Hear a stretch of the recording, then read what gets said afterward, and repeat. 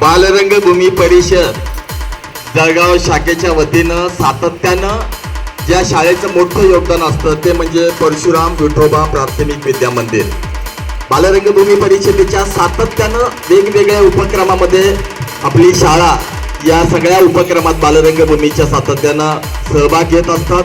प्रामुख्यानं पुणे येथे झालेल्या बालनाट्य संमेलनामध्ये आपल्या शाळेच्या विद्यार्थ्यांनी पारंपरिक लोकनृत्य इतकं प्रभावीपणे सादर केलं होतं आणि त्याचबरोबर पुण्यामध्ये निघालेल्या नाट्यदिंडीमध्ये उत्कृष्ट सादरीकरण देखील आपल्या शाळेच्या विद्यार्थ्यांनी केलेलं होतं.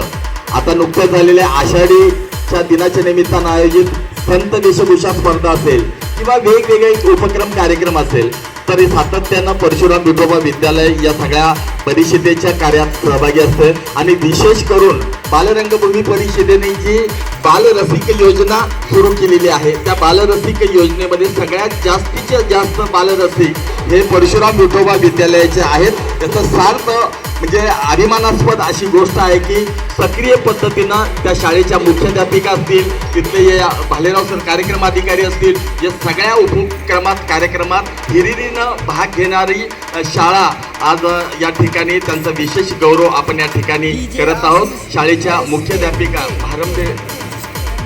धनश्री फालक मॅडम त्यांचं देखील या ठिकाणी नेहमी आम्हाला सहकार्य असतं. तर परिषदेचे अध्यक्ष योगेश शुक्ल आज या बाल नाट्य दिवसाच्या निमित्तानं त्यांचा विशेष सन्मान करत आहे. जोरदार टाळ्यांच्या गजरामध्ये आपण या शाळेचं कौतुक करूया.